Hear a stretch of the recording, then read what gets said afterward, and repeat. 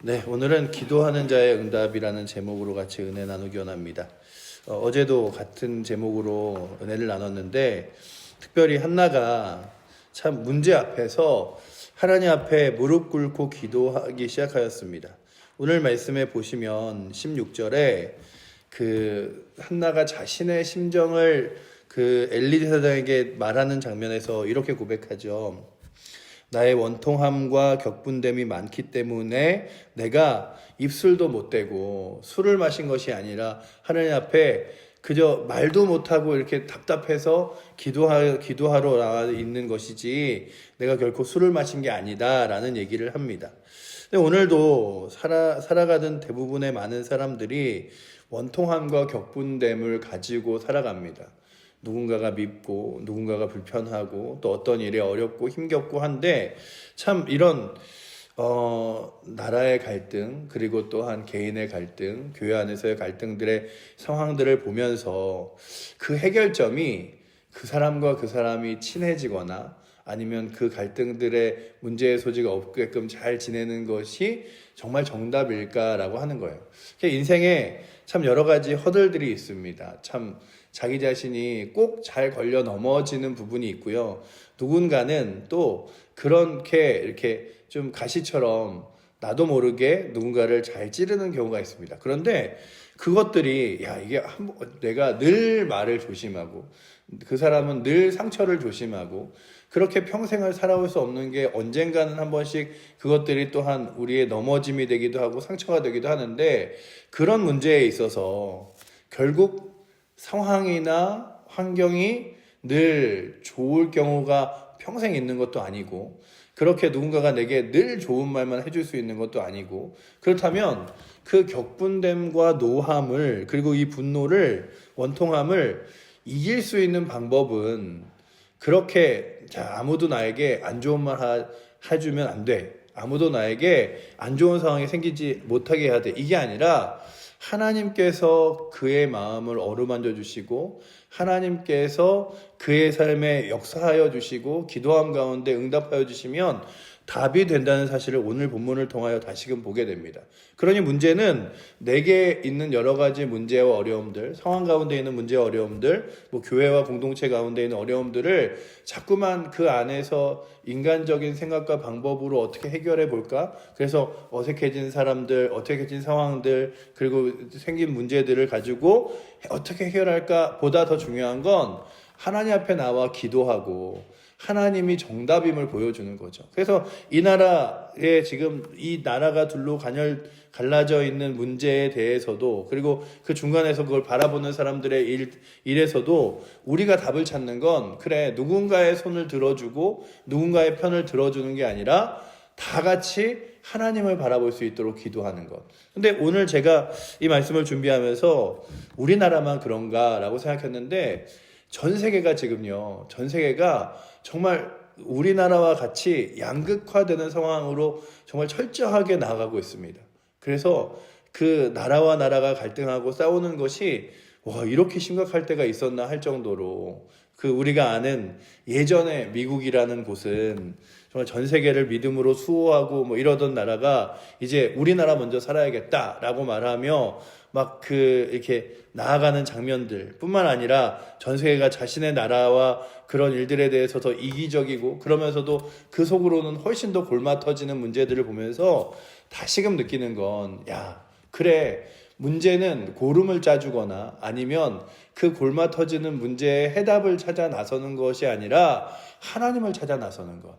다시금 하나님 앞에 서는 것. 그러니까 우리가 여러 가지 문제와 상황들 가운데 자꾸만 생각하는 건 이 문제를 어떻게 해결하지? 이렇게 해결해야 되나? 저렇게 해결해야 되나? 보다 중요한 건 하나님 앞에 무릎 꿇는 것이라면 오늘도 이 새벽에 나오신 저와 여러분들이 하나님 앞에 무릎 꿇고 나아가 주께서 주시는 거룩한 정답으로 날마다 승리하기를 원합니다. 그래서 우리에게 중요한 건 뭐냐면 그래 내게 하나님이 계시지. 그렇게 그 원통함과 그리고 또한 그의 답답함으로 이렇게 있었는데 엘리가 하나님께서 너의 기도를 들어주시길 원한다 라고 말하며 그 하나님 마치 엘리 제사장의 말을 하나님의 말씀처럼 그가 받았어요. 받고 나서 그의 마음이 어땠냐 하면 우리 18절 말씀 한번 같이 읽어보도록 하겠습니다. 18절입니다. 이르되 당신의 여종이 당신께 은혜 입기를 원하나이다 하고 가서 먹고 얼굴에 다시는 근심빛이 없더라 라고 기록하고 있죠. 그러니 근심의 문제, 어려움의 문제, 힘겨움의 문제는 자꾸만 사람들에게, 환경에게 답을 찾는 것이 아니라 하나님을 만나면 되는 것이니, 오늘도 참 이 새벽에 한나가 하나님 앞에 무릎 꿇을 때에 그 분인나와 그랬겠죠. 저 분인나만 없으면, 저 분인나가 자녀가 있으니 나에게 자녀가 생기면 그러면 괜찮아질까? 근데 우리가 보잖아요. 그 레아와 라헬이 둘이서 자매임에도 불구하고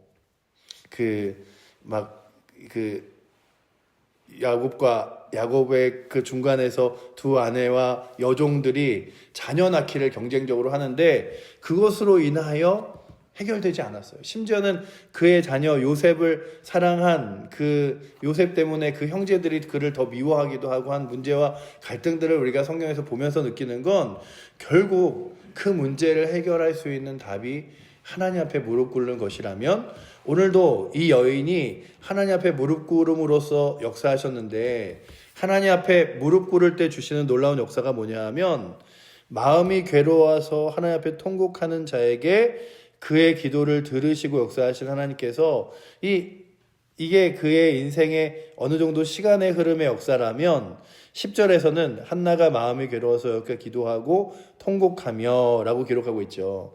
근데 그 통곡이 20절에 가서 딱 10절을 지나 20절을 가서, 제가 그래서 어제 읽었던 본문임에도 불구하고 오늘 같이 한 번 더 읽어야겠다 생각하며 본 게, 이 10절이라는 시간 동안에 그 자녀를 갖고 낳은 시간도 있었을 거고 다시금 돌아가 이렇게 보낸 시간도 있었을 텐데, 그 사이에 어떤 차이가 있었냐 하면 하나님이 한나의 기도를 들으시고 그를 바라보기 시작하셨어요. 그게 어디에 말씀에 나오냐 하면, 하나님이 그를 생각하신지라라고 19절 마지막 절 그 끝에 기록하고 있습니다. 엘가나가 그의 아내 한나와 동침함에 여호와께서 그를 생각하신지라라고 기록하고 있죠. 그 뒤에 그 여인의 마음이 어떻게 바뀌었냐 하면, 10절에 마음이 괴로워서 여호와께 기도하고 통곡하던 여인이 다시 20절에 한나가 임신하고 때가 이름에 아들을 낳아 사무엘아 이르하였으니 이는 내가 여호와께 그를 구하였다 함이라. 이게 다른 성경의 번역으로는 뭐라고 써있냐면요, 내가 하나님께 기도함으로 낳은 아들이다 라는 뜻으로 사무엘의 이름을 가졌대요. 그러니까 사무엘이라는 이름 뜻이 기도의 응답이다, 이런 뜻이에요. 그러니 오늘도 우리가 바라보는 건, 여러분들 앞에도 괴로움이 있고 힘겨움이 있고 어려움이 있을 때 그것이 시간이 지난 이후에 돌아보니, 야, 하나님이 이렇게 역사하셨구나, 하나님이 나를 생각하시고 하나님이 나의 삶 가운데 개입하셨구나 라는 것을 아시기 원한다면, 하나님 앞에 무릎 꿇는 은혜가 있기를, 정말로 하나님 앞에 무릎 꿇고 그 무릎 꿇는 은혜로 우리가 나아가기를 원합니다. 사실 우리 교회에 일어나는 일들의 상황들도, 그리고 또한 이 나라의 일들도, 우리 개인과 가정의 일들도 결국 누가 잘 되면 내가 행복해지고 누가 어떻게 하면 내가 좋아지고, 근데 늘 이야기하잖아요. 가정에서도 그 가지 많은 나무에 바람질 날 없다고. 저 사람이 잘 되면 그것으로 인하여 행복하겠습니까? 아들이 둘 있는 사람이 하나는 우산장수, 하나는 신발장수를 하는데, 한 사람은 하루는 비 오면은 우산장수는 잘 될까봐 기분 좋지만 신발장수는 안 팔려서 속상하고, 하루는 날이 쨍쨍하면 신발장수 아들은 잘 팔릴 것 같아서 기쁘지만 그 우산장수가 잘 안 될 것 같아서 또 속상하고. 그러니 그 마음을 어떻게 해결하겠습니까? 그러니 오늘도 우리가 다시금 서는 건, 주여 나의 문제를 자꾸만 상황에서 답을 찾거나 사람에서 답을 찾거나 아니면 여러 가지 환경에서 정답을 찾는 것이 아니라 하나님이 답이 되어달라고 기도하며 나아가셔서, 오늘도 우리 가운데 있는 여러 가지 일들의 정답이 하나님 되시기, 그리고 하나님이 능력 되기를 정말 기도하고 기뻐합니다. 왜냐하면 하나님께서 역사하시면 그의 마음이 기뻐지고 그리고 평안해지는 거예요. 그리고 그 가운데 하나님의 역사가 있는 거죠. 그래서 오늘도 우리가 기도할 때, 그리고 또한 우리 교회에 하나님이 우리를 생각하사 하나님이 이 나라 이 민족을 생각하사 우리가 자꾸만 그 유럽에 있는 교회들을 보면서 야 우리도 이제 앞으로 10년 후에 저렇게 될 거야. 아 이제 우리나라도 곧 멀지 않았어. 이게 아니라 하나님이 이 나라를 생각하사 하나님이 우리 칠보제일교회를 생각하사 하나님이 우리 가정을 생각하사 하나님이 나를 생각하사 정말로 기도하는 자의 기도를 들어주시는데 이 시대가 얼마나 영적으로 참 그 답답했는지를 아는 장면과 함께 그 안에서도 기도하는 사람의 기도를 들어주시는 것을 아는 장면이 이 한나가 주회전에 나와 마음이 너무 무너져서 기도하고 있는데 엘리 제사장이 뭐라 그러냐 하면요. 술을 좀 끊어라. 이런 얘기를 해요.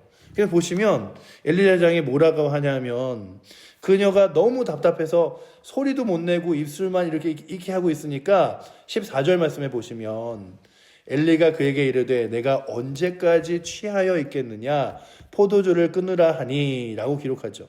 이건 어떤 이야기냐면 이 시대에 정말 하나님 앞에 나와 기도하는 사람이 없었다는 거예요. 그 영적으로 완전히 무너진 시대에 하나님께서 한나에게 무릎을 꿇게 하셨습니다.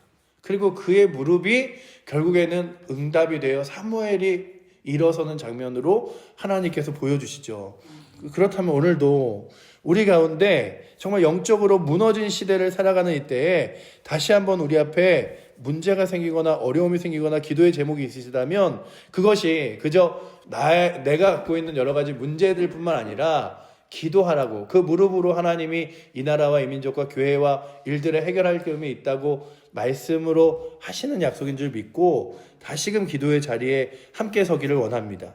왜냐하면 그렇게 그는 포도주를 끊으라 말했으나 그 여인이 기도하는 기도의 제목을 보고 그래도 엘리 제사장이 마지막 제사장으로서 평안히 가라 하나님이 너의 기도를 들어주실 것이라 라고 말씀하며 그가 기도를 마무리했을 때 그의 마음에 근심빛이 없었고 결국 하나님이 그녀를 생각한 것처럼 기도하는 사람들이 없다고 그냥 아유 나도 그렇지 뭐 아유 우리 뭐 기도 이제 옛날처럼 기도하는 사람이 있겠어 이러는데 그 지금 어느 순간 교회 안에 기도하는 사람들이 없어졌을 뿐만 아니라요 기도원들이 다 문을 닫고 있어요.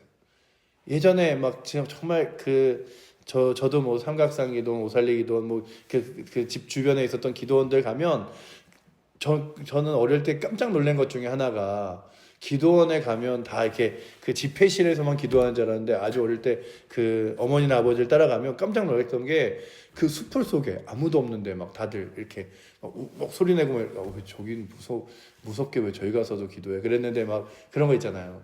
기도함으로 나무 뿌리 하나 뽑아봐야 된다.